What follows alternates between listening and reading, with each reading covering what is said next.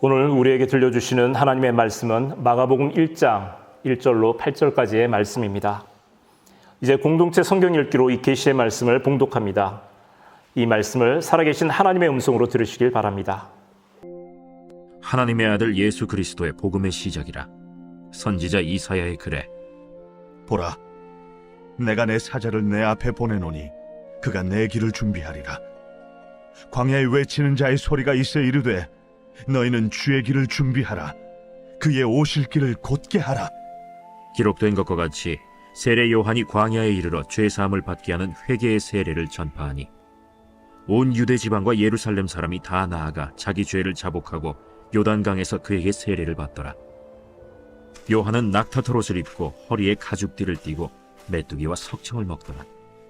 그가 전파하여 이르되 나보다 능력 많으신 이가 내 뒤에 오시나니 나는 굽혀 그의 신발끈을 풀기도 감당하지 못하겠노라.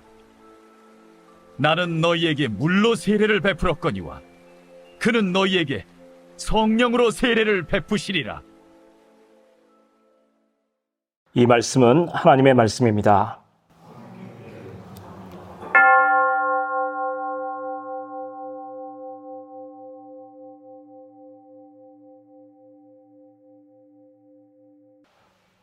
여러분 지금 행복하십니까? 주어진 모든 것에 만족하며 살아가십니까? 대부분의 사람들은 그렇게 생각하지 않는 것 같습니다. 늘 충족되지 못한 상태, 즉 결핍을 느끼면서 살아갈 때가 더 많습니다. 결핍이라는 게 뭘까요? 있어야 할 것이 없거나 있더라도 늘 모자라거나 부족하게 여겨지는 것이 바로 결핍입니다. 우리는 인생을 살아가면서 늘 이렇게 목마른 상태, 무엇인가를 갈망하며 살아가곤 합니다. 그렇다고 결핍을 꼭 부정적인 것으로 생각할 필요는 없습니다. 결핍된 상태를 채우기 위해 사람들은 노력을 합니다. 자기를 돌아보고 때로 힘이 붙일 땐 하나님을 찾기도 합니다. 아무것도 아쉬운 것이 없을 때 사람들은 안주합니다. 멈추어 섭니다. 하나님을 찾으려 하지도 않습니다. 결핍은 분명히 사람들에게 많은 불편함을 느끼게 합니다. 불안하게 합니다. 때로 헤어나오기 힘든 깊은 절망을 가져다 주기도 합니다. 그럼에도 불구하고 결핍이 있기 때문에 우리는 다시 길을 찾아 나섭니다. 돌아갈 곳, 아쉬움과 부족함이 없는 상태를 찾기 위해 일어나서 움직이게 됩니다.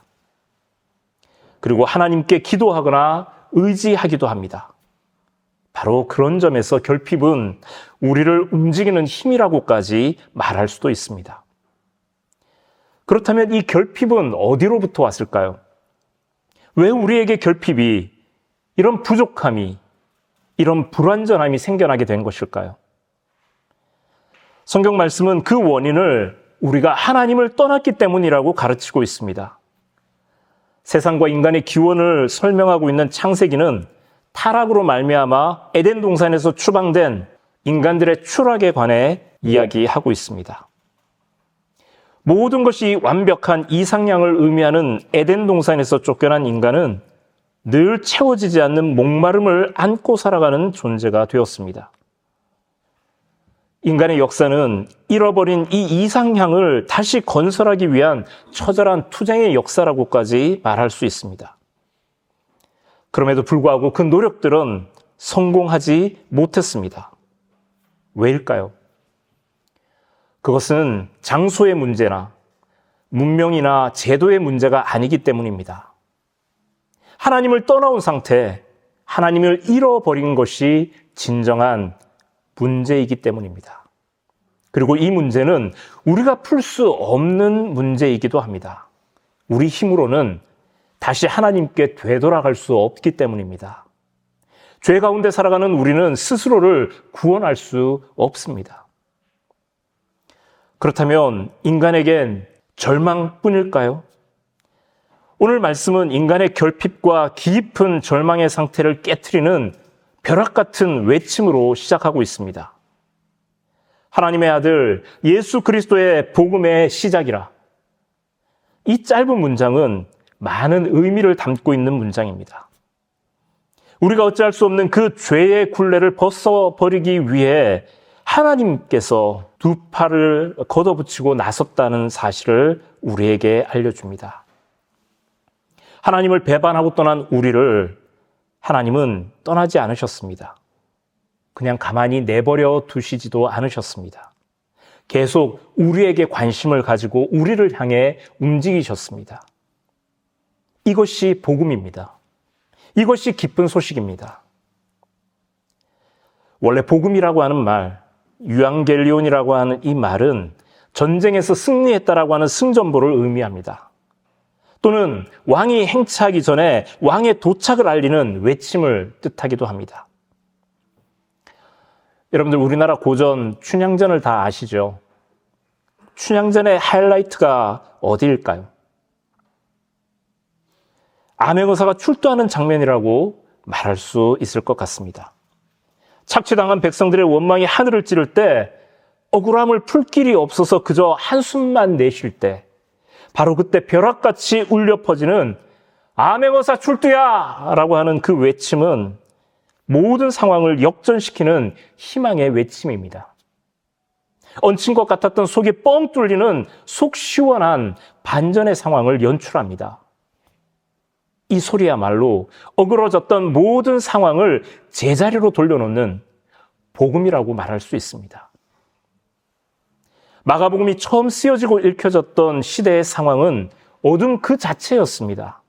나라는 망하고 성전은 무너지고 믿음마저 흔들리는 깜깜한 시대였습니다. 바로 그 절망 한가운데 복음의 소리가 들려옵니다. 하나님의 아들이신 예수가 그리스도, 즉 우리의 구원자로 이 땅에 오셨다는 기쁜 소식이 선포된 것입니다. 그가 모든 것을 바로 잡으실 것입니다.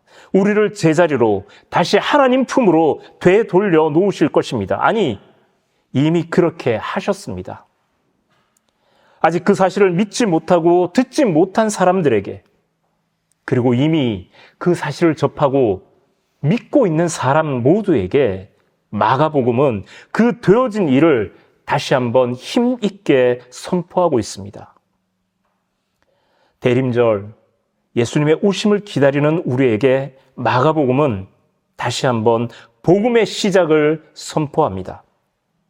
제자리로 돌아가기 위해 어떻게 해야 할지를 알려주고 있습니다. 우리가 갈 길을 알려줍니다. 오늘 말씀은 우리가 돌아갈 길을 제시하는 말씀입니다. 하지만 그 길은 우리가 주님께로 가는 길이 아니라 주님이 우리에게로 오시는 길입니다. 광야에 외치는 자의 소리가 있어 이르되 너희는 주의 길을 준비하라. 그의 오실 길을 곧게 하라. 이 말씀은 구약 이사야서에 나오는 말씀입니다. 바벨론 포로로 끌려갔던 이스라엘 백성들이 다시 예루살렘으로 돌아오게 될 것이라는 희망과 회복의 말씀을 전할 때 선포된 말씀입니다. 전반적인 상황은 그때와 다를 바 없었던 신약 시대에 다시 한번 이 말씀을 떠올리게 하는 사람이 등장합니다. 광야에서 세례 요한은 주님, 곧 메시아가 오실 길을 준비하라는 말씀을 전하면서 그 길은 자기 죄를 고백하고 그 죄 사함 받기 위해서 회개의 세례를 받는 것이라고 힘있게 선포합니다. 그런데 참 이상한 일이 있습니다. 성전이 위치한 예루살렘이나 사람들이 많이 모이는 광장이나 왁작지껄한 장터에서 선포된 말씀이 아니었습니다. 사람이 살 수 없는 땅, 버려진 황무지를 의미하는 광야, 침묵만이 가득한 그 텅 빈 땅에서 이 말씀이 선포되었습니다. 주위를 둘러보면 온통 절망과 결핍으로 가득 찬 곳이라 말할 수 있습니다. 그런데 왜 하필 광야일까요? 왜 하필 광야에서 이 말씀이 선포된 것일까요? 광야는 부족함이 가득한 땅입니다. 절망으로 채워진 장소입니다. 우리 혼자의 힘으로는 도저히 설 수도 살 수도 없는 그런 곳입니다. 바로 그렇기 때문에 그 어느 때보다 그 무엇보다 하나님을 의지할 수밖에 없는 그런 공간이었습니다. 이스라엘 백성이 이집트를 나와서 약속의 땅 가나안으로 들어가기 전까지 40년을 광야에서 살아야만 했습니다. 그때 그 시절 그들은 전적으로 하나님을 의지할 수밖에 없었습니다. 하나님은 그들을 먹이고 입히고 인도하셨습니다. 그 단단한 관계가 광야라는 공간 속에 녹아들어 있습니다. 길을 잃었을 때, 하나님으로부터 멀리 떠났을 때 하나님은 다시 그들을 광야로 부르십니다. 다시 돌아갈 길을 광야에서 시작하십니다. 모든 감각으로 하나님을 의식하고 찾을 수밖에 없는 그곳, 그 광야로 우리를 인도하십니다. 오늘 우리들에게도 광야가 필요합니다. 광야에서 외치는 소리를 들어야 합니다. 주님이 오시는 길을 향해 마중 나가야 합니다. 세례 요한이 광야에서 외친 것은 회개하라는 말씀이었습니다. 자기 죄를 고백하고 삶을 돌이키라는 말씀입니다. 그리고 그 증표로 세례를 베풀었습니다. 많은 사람들이 광야로 나왔습니다. 자기가 살던 도시와 마을을 떠나 광야로 나왔습니다. 그 고독하고 텅 빈 땅에서 하나님을 만났습니다. 하나님 앞에 자기 죄를 고백하고 죄 사함의 세례도 받았습니다. 그리고 다시 자기 삶의 자리로 돌아가 메시아를 기다렸습니다. 주님 오실 길을 준비하는 그들의 모습 속에서 우리는 우리의 모습을 바라봅니다. 오늘 우리는 주님의 길을 어떻게 준비해야 할까요? 어떻게 주님이 오실 길로 마중 나갈 수 있을까요? 오늘 예배의 자리로 나오신 여러분은 이미 그 길을 걷고 있는 중입니다. 자기의 살던 곳, 우리의 일상을 떠나 하나님 앞으로 나왔습니다. 하나님은 어디나 계신 분이지만 특별히 우리와 함께 계신 하나님, 우리를 만나주신 그 경험이 깃든 이 예배의 자리로 우린 길을 나섰습니다. 그래서 도착한 이곳은 베델, 즉 하나님의 집입니다. 고향을 떠나 낯선 곳에서 잠들었던 야곱이 하나님을 만난 곳, 새삼스럽게 하나님이 나와 함께 계신다는 그 사실을 깨닫게 된 바로 그곳이 베델입니다. 그곳이 예배의 자리요, 은혜의 자리입니다. 고향을 떠나 나라를 지키기 위해 밤낮 더위와 추위를 견뎌야 하고 적과 싸우기 전에 먼저 자기 자신을 이겨내야 하는 인내의 한계를 경험하는 여러분들이 걷는 지금 이 순간이, 이 자리가 광야의 시간이고 광야의 공간입니다. 그리고 바로 그 자리가 하나님이 여러분들을 찾아오시는 길 한가운데입니다. 그러나 많은 사람들이 똑같은 시간, 똑같은 공간을 살아가면서도 하나님을 만나지 못합니다. 바로 옆에 하나님이 계신지 알지도 못합니다. 왜일까요? 세례 요한은 주님께 나아가기 위해 먼저 죄 사함을 받으라 말씀합니다. 자기의 죄와 정면으로 마주해야 합니다. 그리고 돌이켜서 죄로부터 떠나야 합니다. 우리가 주님을 만나는 방법을 알아야 합니다. 마가복음이 전하는 복음의 시작은 이렇게 회개로부터, 죄의 고백과 사심을 받는 것으로부터 이야기를 풀어갑니다. 길을 갈 때 우리는 방향을 분명히 정해야 합니다. 길은 양방향으로 뚫려 있기 때문입니다. 방향을 잃어버린 여정은 방황에 불과합니다. 방향을 정해서 가는 길이라 해도 어느 방향으로 나가느냐가 중요합니다. 경사진 고갯길을 한번 상상해 보시기 바랍니다. 여러분들이 우리 교회에 오기 위해서도 고갯길을 넘어야 하죠. 그 고갯길을 한번 상상해 보시기 바랍니다. 어떤 사람에게 그 고갯길은 오르막길이라 말할 수 있습니다. 하지만 반대편에서 오는 사람들에게 그 고갯길은 내리막길로 여겨지겠죠. 우리는 주님이 오실 길을 바라보며 그곳을 통해 오실 주님을 기다립니다. 그런데 오늘 말씀은 가만히 앉아서 기다리라고 말씀하지 않습니다. 주의 길을 준비하라. 그의 오실 길을 곧게 하라 말씀합니다. 주님을 향해 나아가는 삶을 살라고 말씀합니다. 왜 똑같이 힘든 시간, 고달픈 삶을 살아가면서 어떤 사람은 간절히 주님을 찾는 반면 또 다른 사람들은 주님을 찾지 않는 것일까요? 그 길을 걷는 방향이 달라서 그렇습니다. 주님이 오시는 그 길로 나아가는 것이 아니라 반대 방향으로 끊임없이 도망치기 때문입니다. 오히려 좌절하고 쓰러져서 움직이지 못할 때 우리는 다가오는 주님을 만날 수 있습니다. 우리가 꼼짝하지 못하고 있을 때 주님이 우리에게 다가오시기 때문입니다. 위기의 상황 속에서, 절망 가운데서, 회복하기 힘든 질병 앞에서 극적으로 주님을 맞이하는 사람을 우리는 자주 목격합니다. 하지만 대부분의 사람들은 힘들수록 자기 길을 고집합니다. 끝까지 주님을 피해서 달아납니다. 있는 힘을 다해 주님을 거부합니다. 믿지 않는 사람들만 그럴까요? 그렇지 않습니다. 예수님이 오셨을 때 예수님을 거부한 사람들이 누구입니까? 그 당시 기준으로 이 하나님을 잘 믿는다고 자부하던 사람들이었습니다. 대제사장들, 율법학자들, 바리새인들, 모두가 하나님을 섬기고 메시아를 기다리던 사람들이었습니다. 하지만 그들은 정작 예수님을 만나지 못했습니다. 눈앞에 있는 예수님을 알아보지 못했습니다. 엉뚱한 방향으로 내달렸기 때문입니다. 이 말씀은 우리에게 큰 교훈을 줍니다. 어릴 때부터 교회를 다녔다는 것, 열심히 교회에서 봉사한다는 것, 많은 교인들이 출석하는 큰 교회로 성장한다는 것, 이 모든 것이 곧 주님과 함께 한다는 것을 의미하지 않습니다. 만일 우리가 세상 사람들과 똑같은 기준, 다시 말해서 더 크고 더 높고 더 많은 것을